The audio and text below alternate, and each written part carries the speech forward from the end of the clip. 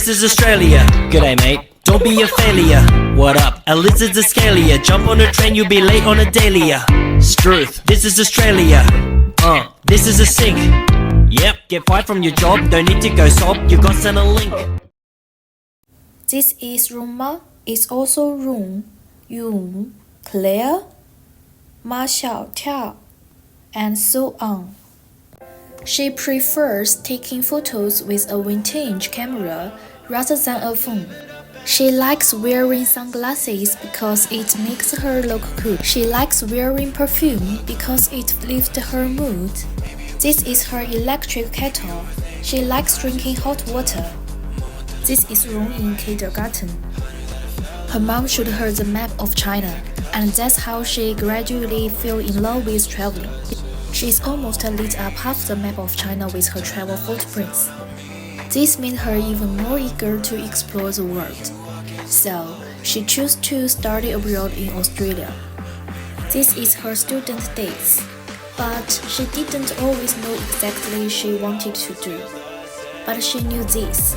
She was drawn to people, to the way they choose, the way they hesitate, the way they feel without seeing a word. She liked watching, not in a loud way, but quietly, noticing how someone's eyes light up, how silence speaks more than a sentence, how a simple story can change a person's mind.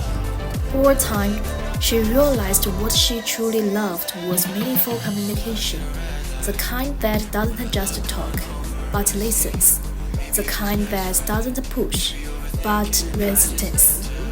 That's why she chose marketing, not because it was popular, not because it was easy, but because it was real.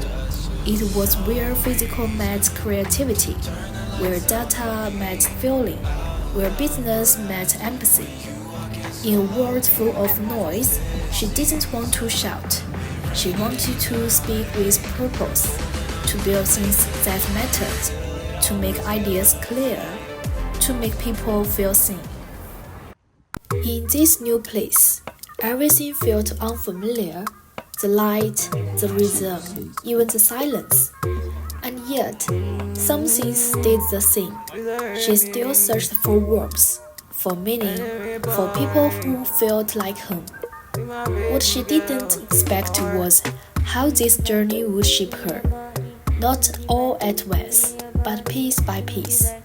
Through the people she met, the places she saw, and the quiet moments where no one was watching, but she was still becoming. Making friends in a new country wasn't easy, but she met a few people who really mattered. They weren't always around, but they showed up when it counted. They didn't just say, "You'll be okay."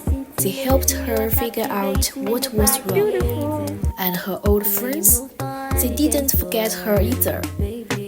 They still sent messages, checked in from time to time. It wasn't a lot, but it meant everything. She loved traveling. After coming to Australia, she went to Sydney, Melbourne, and Western Australia. Even she went to New Zealand and Fiji. The views were great, but the people taught her more than the places did. Some were easygoing and respectful. Some didn't plan anything. Some forced their ideas on her. Where to go, what to eat, how to spend the day.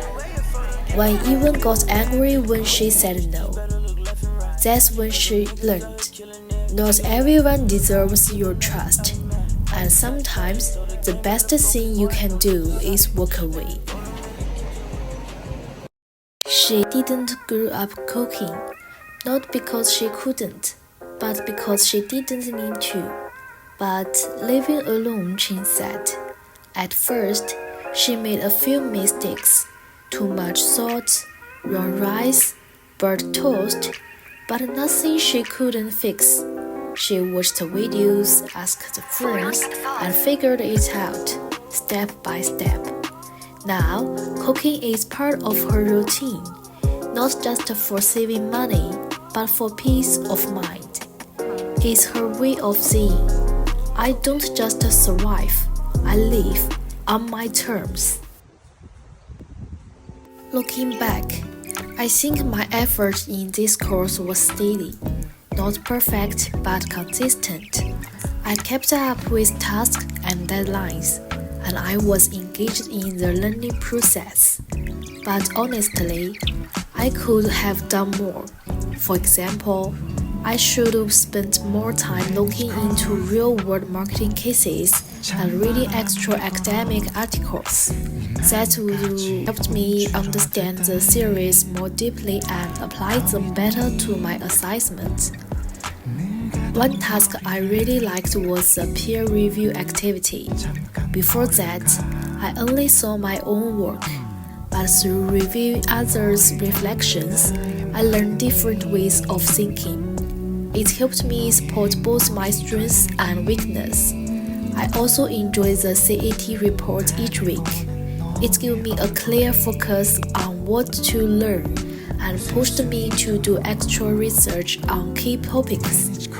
Another part I found meaningful was the 10-minute pre-class activity.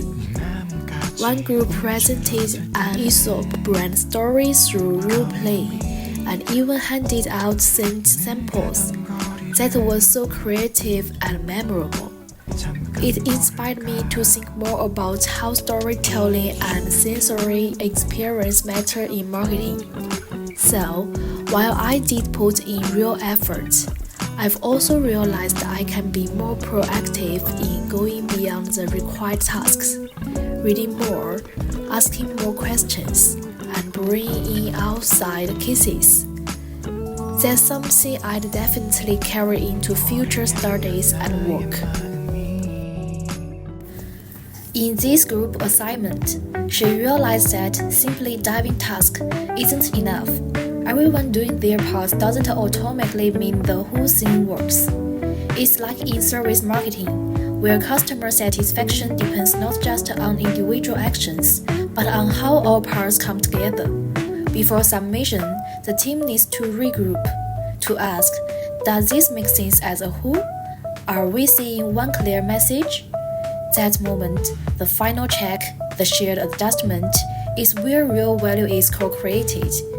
Not just a cooperation, but coordination. It reminded her of the service blueprint. The front stage looks smooth only when the backstage teams are in sync. Same with group work. When the professor sees it's just the surface, the real quality comes from what happens behind it. If we skip that step, there's a risk of service quality gap between what the group think is done and what the assessor actually experts. So now, she sees group work differently. It's not about tricking boxes, it's about thinking like a team, not just acting like one. Over the past year, she changed in ways she didn't always notice at first. Her mindset became calmer. When things went wrong, she didn't panic. She paused and handled it, not perfectly but better. Her emotions became more stable, her reactions slower but sharper. She started depending less on others, especially family, and more on herself. Now, when problems come up, she doesn't wait for rescue. She starts finding solutions. In service marketing terms, she moved from passive participant to active co-producer, from waiting for help to managing her own experience. And that shift, more than anything, shows growth. Finally, she wants to use a sentence from her favorite singer as an ending.